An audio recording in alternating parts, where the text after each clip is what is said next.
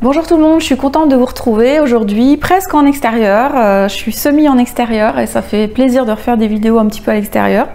Alors aujourd'hui, je voulais vous parler d'un livre qui s'appelle La clé de votre énergie. Donc je vous le montre, c'est un livre de Natasha Callestrem. Je viens de le finir et je trouve qu'il est assez intéressant, donc je voulais juste vous faire voilà, une petite explication de ce livre. Donc Natasha Callestrem, en fait, elle est journaliste et réalisatrice de documentaires et elle a beaucoup travaillé dans le domaine de la santé et de l'environnement. Et donc via son travail de journaliste, elle a interviewé des médecins, mais aussi des chamans, des magnétiseurs, des guérisseurs. Et elle a fait ça donc pendant de nombreuses années. Et à un moment de sa vie, elle a eu des difficultés dans son travail et dans sa vie personnelle. Elle a eu notamment une double hernie discale qui a vraiment provoqué beaucoup de douleurs. Et donc elle a commencé à mettre en place des choses qu'elle avait vues du coup durant ses interviews avec les chamans, etc. Et ça a transformé complètement sa vie. Et donc elle a décidé d'en écrire un ouvrage. Et donc cet ouvrage, il est assez intéressant parce qu'il fait vraiment le lien entre les problèmes de santé et les émotions qu'on peut avoir. Donc je vous lis juste je vous lis juste le résumé qui est derrière le livre.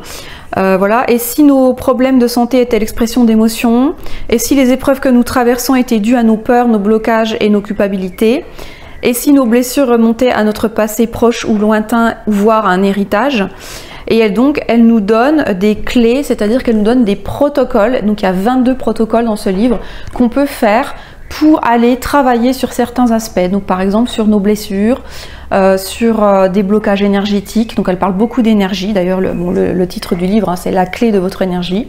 Le postulat de départ, en fait, c'est de dire que souvent on se sent très fatigué, voire malade, parce que tout est bloqué à l'intérieur de notre corps et que si on se libère de certaines émotions, certaines blessures qu'on guérit, de certaines choses qui nous appartiennent depuis notre enfance, voire qui appartiennent à nos parents, qui nous ont transmis sans s'en rendre compte, hein, de façon non intentionnelle, mais on hérite aussi de beaucoup de choses de nos parents ou encore d'avant. Et donc ça, à un moment donné, il faut couper ces liens pour récupérer en fait notre énergie. Donc c'est un petit peu un livre un petit peu spirituel. Donc si vous n'êtes pas du tout ouvert à cette idée, ne lisez pas ce livre, vous allez trouver ça hyper bizarre. Ça s'adresse plutôt aux personnes qui ne connaissent pas les notions de énergie, émotions liées au corps, etc. Donc en fait tout ce que je développe dans mes vidéos depuis le début de ma chaîne. Si ça vous intéresse, franchement elle l'explique très simplement. Donc il y a plusieurs chapitres dans ce livre. Alors je trouve que ça parle à tout le monde et elle donne beaucoup d'exemples en fait de cas qu'elle a vus dans son entourage ou dans ses collègues ou de clients qu'elle a pu voir où vraiment il y avait un lien très très étroit entre ce qu'ils vivaient dans leur vie actuelle, les difficultés qu'ils avaient et leur passé ou leurs blessures ou leurs émotions ou les choses qu'ils avaient à travailler. Elle va même assez loin hein, dans la spiritualité dans le livre puisqu'elle parle de l'âme, elle parle de la conscience. Donc après on peut être d'accord ou pas avec tout ce qu'elle dit, mais en tout cas ça donne une ouverture sur ce qu'est l'énergie, sur quoi on peut travailler. Elle n'est pas du tout contre la médecine traditionnelle. Au contraire, elle dit que ça a son importance, qu'il faut l'utiliser, etc. Mais que d'avoir la médecine traditionnelle comme seule approche, c'est dommage puisqu'on se prive de tout ce qu'on ne comprend peut-être pas, mais qui peut marcher aussi pour nous aider en complément de la médecine traditionnelle, par exemple, ou pour éviter hein, d'avoir des choses qui s'enclenchent et qui bloquent notre organisme. Donc juste pour vous résumer un petit peu le livre, mais vraiment il se lit très très vite, hein, moi je l'ai lu en une journée je crois ou 2 jours. Elle parle beaucoup donc dans les premiers chapitres d'identifier nos blessures émotionnelles. On a tous, ce qu'elle dit c'est qu'on a tous des blessures émotionnelles liées à ce qu'on a vécu dans notre vie.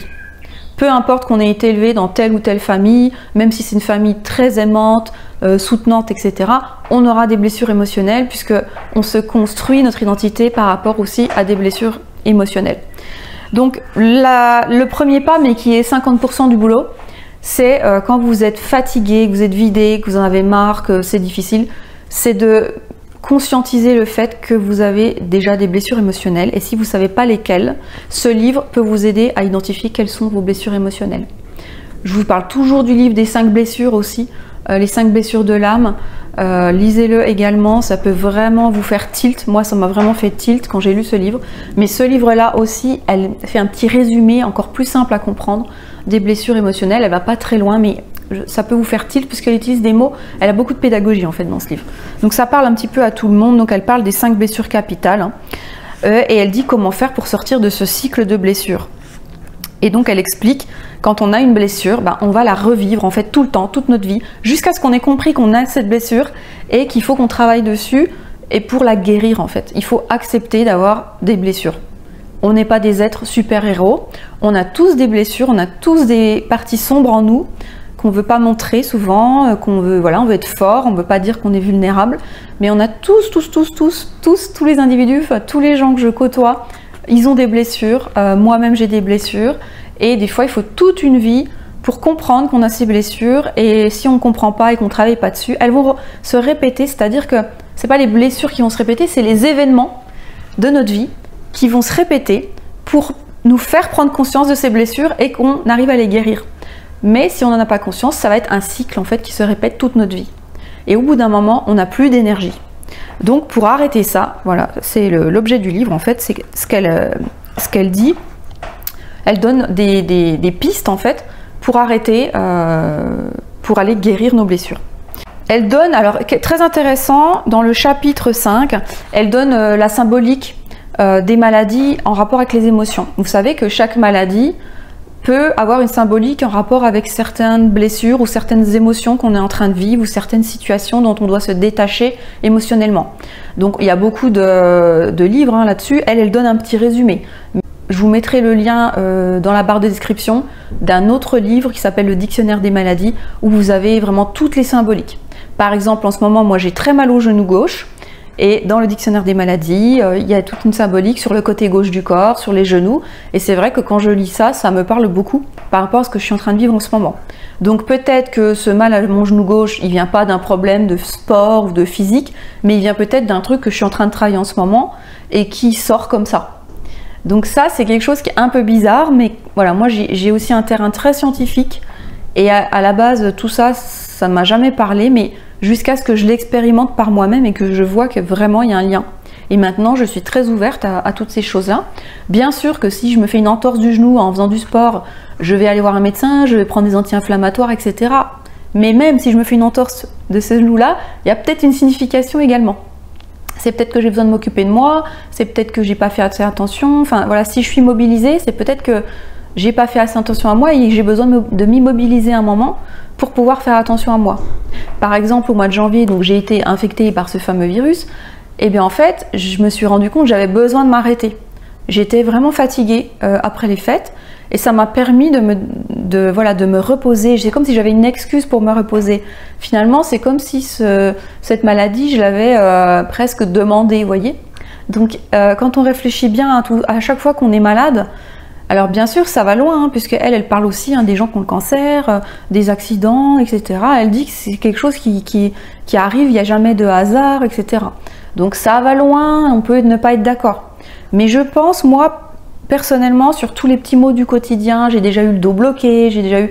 Et bien sur toutes ces choses-là, il y avait une signification. À chaque fois, c'était un rapport avec quelque chose qui se passait dans ma vie d'important. Voilà, c'est tout le temps significatif par rapport aux émotions que je suis en train de vivre et aux choses que je suis en train de couper, aux liens que je suis en train de couper, aux choses que je suis en train de travailler. Il faut accepter que le corps, il s'exprime. Quand il s'exprime, c'est soit on est en train d'être en phase de transition et on est en train de changer quelque chose dans notre vie et donc notre corps peut exprimer ça par des douleurs aussi, physiques ou voilà, et ou ça peut être je tombe malade parce que je ne m'écoute pas et que le corps, lui, il nous envoie des symptômes.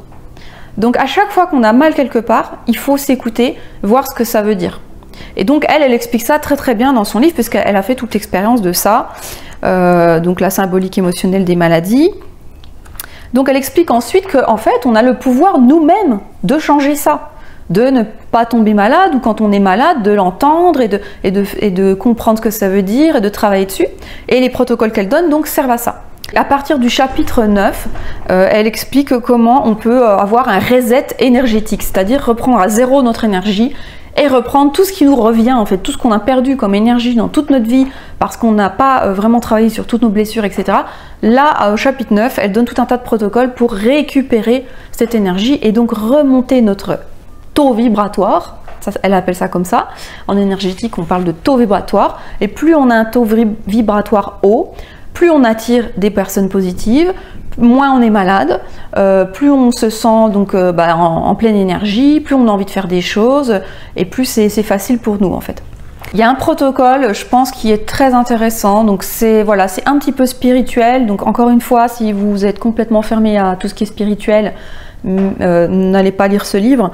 Quand on fait du travail de développement personnel, moi j'ai commencé par la sophrologie, puis le coaching, puis l'hypnose, je me suis vite aperçue que tout ce qu'on disait, tous les protocoles qu'on devait suivre dans toutes ces disciplines, finalement, avaient un seul but, récupérer notre énergie et faire circuler en fait cette énergie dans notre corps le mieux possible, pour que notre corps puisse se régénérer, puisse, avec la respiration notamment, on peut amener à notre corps tout ce dont il a besoin. Avec l'expiration, on peut sortir tout ce dont il n'a plus besoin.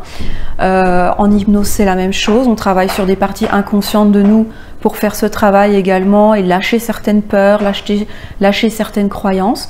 Donc je pense, moi je suis vraiment pour l'approche multidisciplinaire. Que ça soit l'approche médicale, l'approche sur l'inconscient, l'approche sur l'énergie du corps, sur la respiration, mais aussi l'approche sur nos guides, l'univers, l'âme, tout ce que vous voulez. C'est pas forcément religieux. Moi-même, je suis pas forcément religieuse, mais je crois qu'il y a l'univers et qu'il y a une énergie dans l'atmosphère, dans les arbres, dans la nature, etc. et qu'on peut se servir également de cette énergie pour nous aider. On peut être spirituel, avoir une partie spirituelle en nous, sans que ça soit toute notre vie et sans qu'on soit pas les pieds sur terre. Vous voyez, moi j'ai l'impression que j'ai quand même les pieds vraiment sur terre.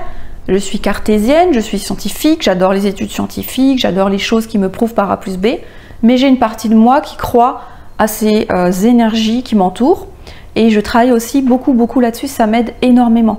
Par exemple, je crois qu'on a tous des guides. Donc là, elle parle par exemple des guides dans son livre. Comment connaître le nom de ses guides, il y a un protocole, comment contacter ses guides, etc. Donc si ça vous parle, lisez ce livre parce que c'est des trucs très simples qu'on peut mettre en œuvre, que moi j'ai déjà fait il y a quelques années et je sais que j'ai mes guides, je le sais. Et quand j'ai besoin de prendre une décision, etc., c'est des choses qui peuvent m'aider. Je fais très attention aux signes. En fait, c'est des choses que j'utilisais quand j'étais plus petite, que j'avais complètement abandonné pendant des très nombreuses années, puisque je suis partie sur vraiment un truc scientifique et j'étais plus du tout ouverte à tout ça. Et je suis revenue à ça il y a à peu près 5 ou 6 ans. Et depuis que je suis revenue, je me sens beaucoup plus moi-même. Ça fait partie de nous tous, cette partie en fait un peu invisible qu'on ne voit pas, mais inconsciente et énergétique. On a tous de l'énergie, nous sommes des êtres avec des pôles, plus et moins, il y a de l'énergie dans l'air, il y a de l'énergie dans la nature, il y a de l'énergie partout. Le but n'est pas de vous persuader dans cette vidéo que l'énergie existe, etc.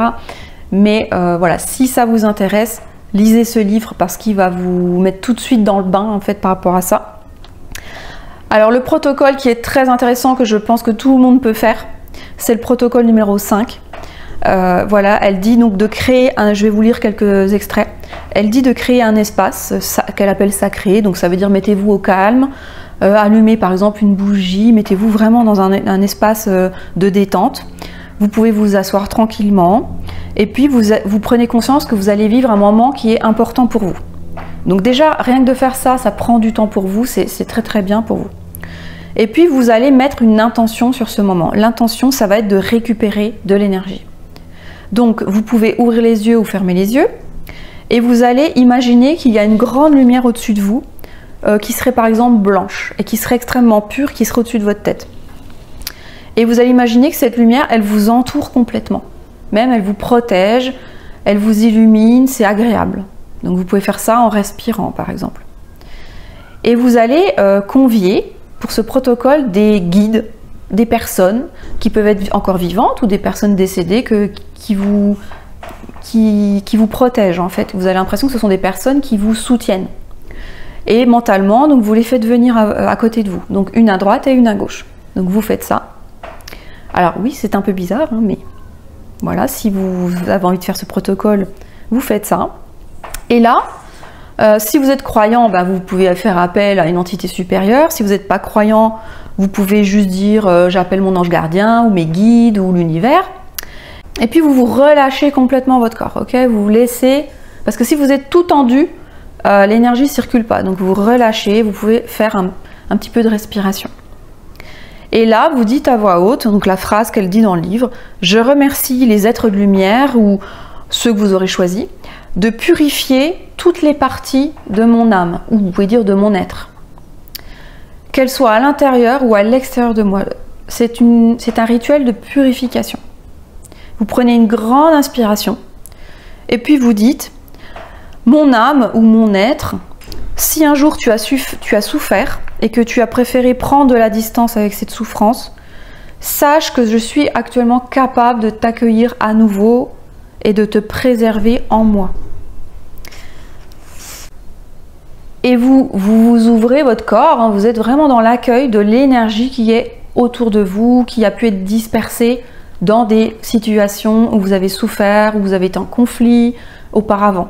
En fait, il faut savoir, elle l'explique bien dans le livre, qu'à chaque fois que vous êtes en conflit avec une personne ou vous êtes blessé, même sans conflit, juste vous êtes blessé, et donc on a tous été blessés au moins une fois dans notre vie, hein, à chaque fois on y laisse une petite partie de nous en fait.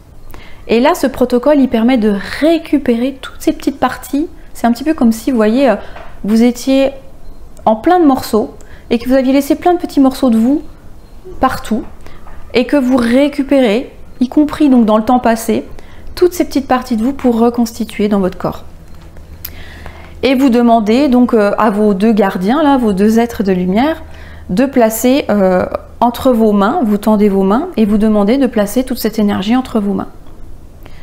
Et puis vous pouvez également, avec vos mains, si vous sentez par exemple des fourmis, si vous êtes très réceptif, vous pouvez sentir une chaleur, quelque chose qui se passe dans votre corps, et vous ramenez ça par exemple dans votre poitrine. Voilà, c'est un exemple de protocole, il peut être adapté. Bien sûr, c'était un protocole qui est quand même assez spirituel, puisqu'on fait appel à nos guides, et puis à l'univers, et puis il faut avoir comme postulat que notre énergie est un petit peu disséminée et qu'on la rattrape. Mais si vous faites ce protocole une fois, deux fois, trois fois, quatre fois, vous allez sentir qu'il y a quelque chose qui revient en vous et que votre niveau d'énergie remonte. Je dirais c'est un petit peu la base de ce qu'elle appelle le reset d'énergie. C'est quelque chose qu'on fait beaucoup aussi, même en sophrologie, puisque quand on respire, etc., on ne parle pas de ces mots-là, on ne dit pas âme, on ne dit pas les guides, on ne dit pas l'énergie, on ne parle pas comme ça, mais finalement, le but est un petit peu le même, c'est de se rattrouper, de se recentrer. En coaching, on a aussi des protocoles de centrage, c'est exactement ça, on revient dans notre centre du corps et on rattroupe notre énergie. C'est aussi quelque chose qui nous protège de l'extérieur, des influences néfastes sur nous. Donc on le fait aussi en hypnose. En hypnose, on demande à l'inconscient de ramener notre énergie. On peut avoir des protocoles énergétiques avec des boules, des métaphores pour notre inconscient. Donc si vous voulez, c'est pas un truc hurluberlu. On le fait dans plein d'autres disciplines. La différence, c'est qu'on ne dit peut-être pas exactement les mêmes mots. Donc voilà, ce livre, en fait, vous ne pouvez pas faire les protocoles en même temps que vous lisez le livre. Parce que sinon, ça vous déconcentre, vous êtes en train de faire le protocole. Il faut plus. Alors, elle conseille de lire le protocole à haute voix, de vous enregistrer sur votre téléphone et ensuite de faire lecture et de faire le protocole en écoutant votre téléphone. Donc, il y a 22 protocoles. Hein. Donc, il y en a beaucoup qui sont basés sur l'énergie, je crois du protocole 5 jusqu'au protocole, je sais plus, 12. Et ensuite, elle donne plein d'autres protocoles un peu divers et variés pour plein de choses, pour le sommeil, pour protéger votre habitation. Enfin, il y a des choses qui viennent de chamans, il y a des choses qui sont très connues en énergétique, il y a de l'ancrage, comment s'ancrer, comment aller dans la nature pour se ressourcer, un petit protocole à faire dans la nature. Donc en fait, voilà, il y en a plus. Moi, il y en a qui me parlent beaucoup, il y en a qui me parlent moins. Vous pouvez piocher dedans. Si vous n'êtes pas inspiré, ça vous fera une source d'inspiration. Donc ce livre, en fait, vous voyez, il parle des émotions, des blessures, du lien entre les blessures et les maladies, de la signification des maladies avec un espèce de dictionnaire des maladies abrégé, et ensuite de tout ce qu'on peut faire pour récupérer en énergie en travaillant sur cette énergétique, sur nos blessures, sur nos émotions, et ensuite carrément des protocoles un petit peu divers et variés pour plein de choses. Donc il est assez complet.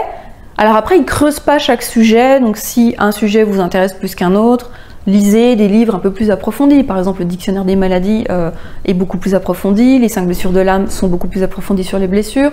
Sur l'énergétique, il y a énormément de formations, et puis en Reiki, par exemple, j'ai fait plusieurs formations qui expliquent beaucoup de choses sur l'énergétique. Donc, mais je trouve que c'est un bon condensé de toutes ces notions. Donc, ceux qui ont déjà lu ce livre, dites-moi si vous avez trouvé que c'était intéressant, si ça vous a apporté quelque chose. Ceux qui n'ont jamais lu ce livre, dites-moi si vous avez envie de le lire. Dites-moi en retour si l'énergie c'est quelque chose qui vous parle ou pas du tout, vous ne croyez pas du tout à ces trucs-là. Pour vous, il n'y a que la médecine traditionnelle qui compte. Je ne pense pas si vous êtes sur cette chaîne, mais voilà, c'est intéressant de voir un petit peu si vous êtes ouvert à ça ou pas. Je pense qu'il y a de plus en plus de personnes vraiment qui s'ouvrent à ça, y compris des gens du domaine médical, qui s'ouvrent à toutes ces techniques, puisque en fait, moi, là-dessus, je pense que ça ne peut pas faire de mal, et que ça marche, et que des fois, on ne sait pas comment on va mieux, mais on va mieux grâce à ces protocoles, grâce à ces soins énergétiques. Donc ça peut vraiment aider aussi dans des périodes où vous faites un deuil, où vous êtes en rupture, où vous êtes en changement d'emploi, en transition de vie. Pensez aussi à ça. Parce qu'en fait, quand par exemple vous changez d'emploi, vous laissez une partie de vous dans le premier emploi, souvent vous ne faites pas vraiment le deuil et vous allez dans un nouvel emploi. Et vous laissez une partie de votre énergie, donc c'est important de récupérer l'entièreté de votre énergie et de votre être pour être là, présent, dans le temps, dans l'instant. Voilà, c'est ça le but en fait, c'est de ne pas laisser des parties de nous dans notre passé ou dans un autre lieu, ou si quand on déménage, c'est intéressant de travailler là-dessus. Si vous n'êtes pas abonné à ma chaîne et que vous regardez mes vidéos, abonnez-vous, ça ne vous coûte rien et moi ça fait progresser ma chaîne, il y a de plus en plus de personnes qui peuvent voir mes vidéos, c'est très encourageant. Vous pouvez mettre un petit pouce en l'air si vous avez aimé ce type de vidéo. Et puis je vous dis à bientôt pour une nouvelle vidéo.